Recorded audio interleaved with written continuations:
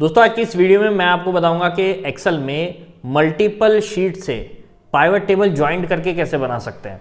बहुत से बार लोगों ने सवाल किया है कि हमारे पास जो है अलग अलग डेटा है, जैसे इस शीट में क्या है, कस्टमर के आईडी हैं और कस्टमर के नेम है, ठीक है ना। इसी तरह से दूसरी शीट में क्या है, जो हम सेल्स करते हैं उसके कस्टमर की आईडी है और सेल्स का अमाउंट है, लेकिन यहाँ पर कस्टमर नेम नहीं है। तो इसके इन दोनों को ज्वाइन करके पाइवट टेबल कैसे बना सकते हैं। अच्छा, एक चीज़ जान लीजिए, जब भी हम पाइवट टेबल बनाएंगे तो हमारे पास दोनों शीट में एक कॉमन कॉलम होना ज़रूरी है, जिसकी बेस पर हम क्या करेंगे, पाइवट टेबल बना सकते हैं। अदरवाइज अगर डेटा ही अलग अलग होगा तो वो ज्वाइन नहीं कर सकते। कॉमन डेटा होना ज़रूरी है दोनों शीट में। जैसे कि यहाँ पर मैंने आपको बताया कस्टमर आईडी, और यहाँ पर हम जाएंगे तो यहाँ पर भी कस्टमर आईडी है हमारे पास, तो दोनों जगह कस्टमर आईडी है, तो ये डेटा जो है मर्ज हो सकता है पाइवट टेबल के थ्रू, ठीक है ना। तो यहाँ पर देखो कस्टमर आईडी है और सेल्स का अमाउंट है, लेकिन यहाँ पर कस्टमर नेम नहीं है। हम अगर इसका पाइवट बनाएंगे तो कस्टमर आईडी के सामने सेल्स का अमाउंट आ जाएगा। अब हम चाह रहे हैं कि कस्टमर का नेम आ जाए आईडी की बजाय, ठीक है ना। तो वो यहाँ पर देखेंगे तो यहाँ पर आईडी और नेम है, यहाँ पर सेल्स का अमाउंट नहीं है। तो चलो कैसे करेंगे। सबसे पहले मैं सेल्स का डेटा है उसको पूरे को सेलेक्ट कर लूँगा, नीचे तक कंट्रोल शिफ्ट डाउन एरो दबा देंगे, पूरा डेटा सेलेक्ट। इंसर्ट में जाकर हम इसको टेबल में कन्वर्ट करेंगे, ठीक है ना। ओके कर देंगे। इसका शॉर्टकट है कंट्रोल टी। जैसे ही टेबल में कन्वर्ट हो जाएगा तो यहाँ पर टेबल का नाम आएगा टेबल डिज़ाइन में, और इसका हम नाम जो भी रखना चाहें वो यहाँ रख सकते हैं। तो यहाँ मैं ले लेता हूँ सेल्स डेटा, DATA है, ठीक है। एंटर कर लेता हूँ मैं। तो यहाँ पर सेल्स डेटा, अगर आप नाम बड़ा देंगे तो स्पेस नहीं आना चाहिए बीच में, या तो अंडरस्कोर देंगे या डैश देंगे। चलो अगला हम ले लेते हैं कस्टमर की जो डिटेल्स है, तो इसको मैं ले लेता हूँ कंट्रोल शिफ्ट डाउन एरो, पूरा डेटा सेलेक्ट। देखो ये तो छोटा सा डेटा है, लेकिन यहाँ पर मेरा काफ़ी बड़ा डेटा था, ठीक है। तो चलो इसको मैंने सेलेक्ट कर लिया है, कंट्रोल टी करके मैं टेबल बना लेता हूँ, ओके कर लेता हूँ।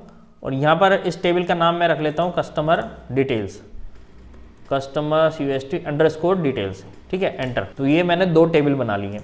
अब हम सेल्स पे जाएंगे और यहाँ पर जाकर के मैं इंसर्ट में जाकर पाइवट टेबल ले लेता हूँ। अभी हम दोनों को ज्वाइन करेंगे, ठीक है ना। अब देखो यहाँ पर एक ऑप्शन दिया हुआ है कि भाई एनालाइज मल्टीपल टेबल, ये लिखा हुआ है ना। अगर आपको मल्टीपल टेबल एनालाइज करनी है तो उसके लिए यहाँ पर आपको टिक करना ज़रूरी है, ठीक है ना। अब ऊपर पूछ रहा है नई शीट में चाहिए या एग्जिस्टिंग इसी पुरानी शीट में चाहिए, तो मैं नई शीट में ले लेता हूँ, ओके कर लेता हूँ। तो हमारी पाइवट टेबल के जो ऑप्शंस है वो यहाँ पर खुल के आ जाएंगे। इसको मैं इधर कर लेता हूँ। अब देखो यहाँ क्लिक करूँगा तो इसको बंद कर लेता हूँ। यहाँ पर आप देख रहे होंगे कि यहाँ पर एक्टिव वाले के अंदर यहाँ एक ही टेबल आ रही है जो मैंने सेल्स डेटा के नाम से बनाई थी ना, लेकिन जैसे मैं ऑल में जाऊँगा तो मैंने जो दो टेबल बनाई थी दोनों आ गई, कस्टमर डिटेल और सेल्स डेटा। तो यहाँ पर मैं पहले लेता हूँ, मैं चाहता हूँ कस्टमर नेम के हिसाब से डेटा आ जाए, तो कस्टमर का नेम ड्रैग करके मैं यहाँ पर डाल लेता हूँ। और इसके बाद मैं यहाँ पर ले लेता हूँ सेल्स का जो अमाउंट है वो यहाँ पर इसके आगे ले लेता हूँ। तो देखो जैसे मैंने इसको ऐसे किया तो क्या हुआ, ये अमाउंट यहाँ पर इस तरह से रिपीट हो गया। ये क्या होता है कि जब तक हम रिलेशन इसका नहीं बनाते, दोनों शीट में रिलेशन बनाना जरूरी है। तो क्या करेगा, तब तक ये इस टोटल सेल्स अमाउंट का जो अमाउंट है, ग्रैंड टोटल है, इसका जो ग्रैंड टोटल है, देखो यहाँ पर आप देखोगे 878549, इसका ग्रैंड टोटल यहाँ पर दिखा देगा 878549, ठीक है ना, अगर टेबल में रिलेशन नहीं है। तो अब हम इसका रिलेशनशिप बना लेंगे। रिलेशनशिप के लिए हम जाएंगे यहाँ पर पाइवट टेबल एनालाइज में, टेबल पे क्लिक होना चाहिए, ठीक है। और यहाँ पर ये रिलेशनशिप का ऑप्शन मिलेगा। ये रिलेशनशिप आप पाइवट टेबल बनाने से पहले भी बना सकते हैं, बाद में भी बना सकते हैं। तो चलिए मैं यहाँ पर क्लिक कर लेता हूँ और यहाँ पर हम देखो अब ये अमाउंट जो रिपीट हो रहा है ये ठीक हो जाएगा। हम यहाँ पर न्यू में जाएंगे और यहाँ पर हम इसको बताएंगे कि भाई कौन सी चीज़ कॉमन है इसके अंदर। तो मैं यहाँ पर ले लेता हूँ भाई सेल्स का डेटा, और यहाँ पर ले लेता हूँ कस्टमर डिटेल्स। क्या चीज़ कॉमन है, कस्टमर आईडी।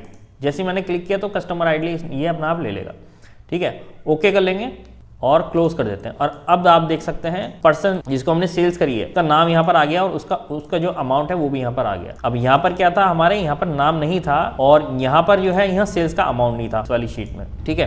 तो कस्टमर की जो आईडी है उसकी बेस पर उसने नाम उठाया, ये नाम उठा लिया, और उसके साथ उसके जो आगे है उसका अमाउंट भी यहाँ पर इसने दे दिया है, ठीक है। अच्छा देखो अब आपके सामने एक कॉमन प्रॉब्लम आ सकती है जो ज़्यादातर लोगों के साथ आती है। वो क्या है, जो मैंने ये रिलेशनशिप यहाँ पर बनाया है टेबल्स के बीच में, तो इसमें क्या होता है ना, ये अमाउंट टेबल ये रिलेशनशिप बनाने के बाद भी अमाउंट रिपीट यहाँ पर आता रहता है, वही जो ग्रैंड टोटल है वो आता रहता है।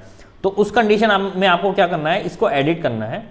और जो आपने जैसे मैंने सेल्स का डेटा लिया है यहाँ पर नीचे वाला, आपको ऊपर वाला यहाँ पर लेना है और ऊपर वाले को नीचे वाला यहाँ पर कर देना, मतलब एक्सचेंज कर देना है। अगर आपने ऊपर सेल्स रखा है और नीचे कस्टमर डिटेल रखा है तो ऊपर कस्टमर डिटेल कर दो और नीचे कर दो सेल्स का डेटा, और यहाँ पर वही अपना जो कॉमन वाला कॉलम है कस्टमर आईडी उसको सेलेक्ट करके ओके कर देना। तो आपकी जो डेटा है ये बिल्कुल सही हो जाएगा, मतलब इन दोनों को ऊपर नीचे एक्सचेंज करना है, ठीक है।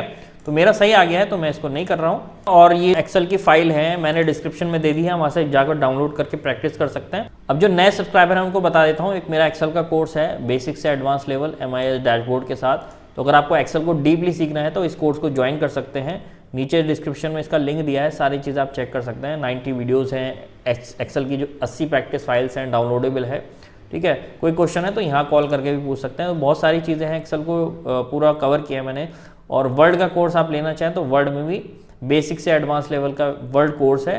तो आप इस नंबर पे कॉल करके या व्हाट्सएप करके पूछ लीजिए अगर आपको एक्सेल को वर्ड को डीपली सीखना है, ठीक है। और वीडियो हेल्पफुल लगी तो लाइक कर देना, चैनल पर नए हैं तो सब्सक्राइब कर सकते हैं। और मिलते हैं आपसे नेक्स्ट वीडियो में, तब तक के लिए take care and good bye.